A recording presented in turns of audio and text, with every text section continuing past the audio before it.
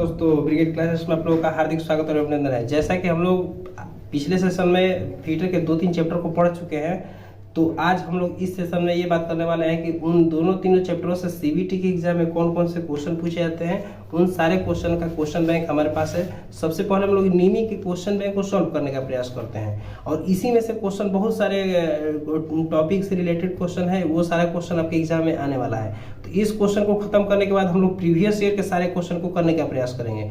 तो ज़्यादा समय न लेते हुए हम लोग आइए स्टार्ट करते हैं। ये जो फर्स्ट चैप्टर, सेकंड चैप्टर और थर्ड चैप्टर बीटर फर्स्ट ईयर से संबंधित जो भी क्वेश्चन सीबीटी में बन रहा है, आइए हम लोग उसको सॉल्व करने का प्रयास करते हैं। तो देखिए, आपके स्क्रीन पर दिख रहा होगा कि पहला क्वेश्चन ये कहता है कि व्यक्तिगत सुरक्षा कौन सी है। अर्थात पहला क्वेश्चन ये कह रहा है कि which one is the personal safety, अर्थात व्यक्तिगत सुरक्षा कैसी सुरक्षा होती है। तो पहला ऑप्शन कहता है मशीन को साफ रखना, दूसरा ऑप्शन कहता है कि अपने काम पर ध्यान दो, तीसरा ऑप्शन कहता है कि गैंगवे और फर्श को साफ रखना, चौथा कहता है टूल्स को उनके उचित स्थान पर रखना। अर्थात व्यक्तिगत सुरक्षा मतलब स्वयं की सुरक्षा होती है। तो इस ऑप्शन और इस प्रश्न के हिसाब से इसका ऑप्शन होता है बी, यानी कि बी ऑप्शन करेक्ट है। अर्थात व्यक्तिगत सुरक्षा जो है, व्यक्तिगत सुरक्षा के अंतर्गत स्वयं की सुरक्षा जो होती है, उसमें अपने काम पर ध्यान दीजिएगा, तभी वो स्वयं की सुरक्षा होगी।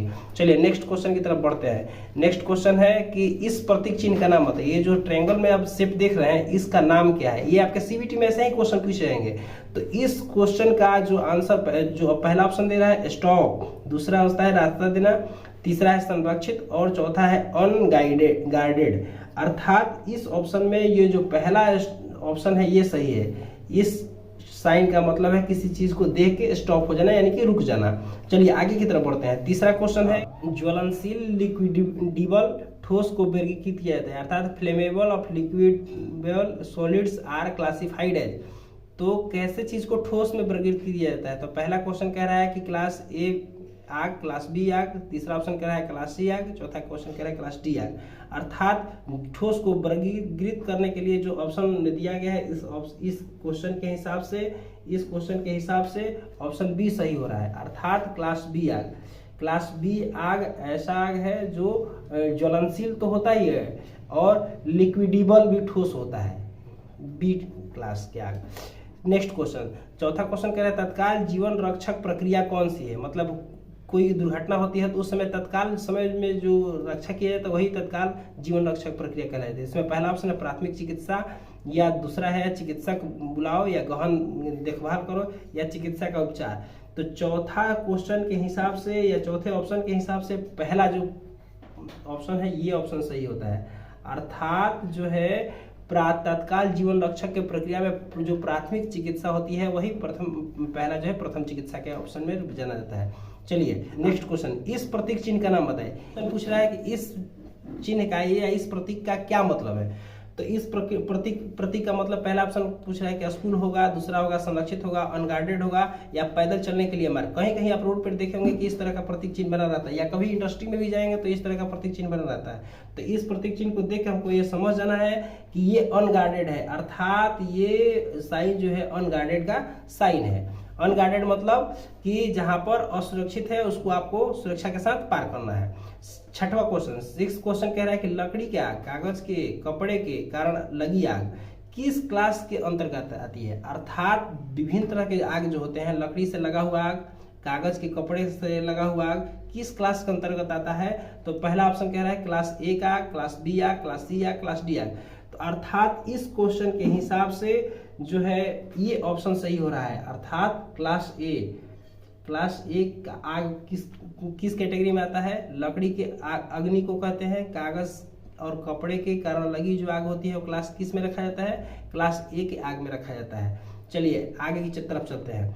7वां क्वेश्चन कहता है, 7th क्वेश्चन कहता है कि कार्बन टेट्राक्लोराइड और ब्रोमो डिफ्लोराइड मीथेन से भरा हुआ कौन सा अग्निशामक यंत्र है। अर्थात उस अग्निशामक यंत्र का, जब कभी आग लगता है तो अग्निशामक यंत्र का यूज किया जाता है। उस अग्निशामक यंत्र का नाम बताइए जिसमें कार्बन टेट्राक्लोराइड यानी कि CCl4 और ब्रोमोक्लोराइड BCF भरा होता है।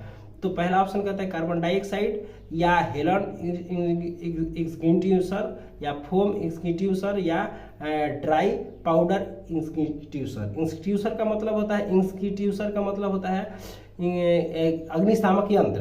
तो इसमें जिस अग्निशामक यंत्र में कार्बन टेट्राक्लोराइड और BCF भरा हो उसको हम लोग हेलॉन कहते हैं। हेलॉन टाइप का एक्सटिंग्विशर जो होता है अग्निशामक यंत्र होता है, जिसमें क्या होता है CCl4 प्लस BCF को यूज किया जाता है, अर्थात हेलन टाइप का एक्सटिंग्विशर होता है। 8वां क्वेश्चन है कि कौन सा यांत्रिक व्यावसायिक खतरों के अंतर्गत आता है।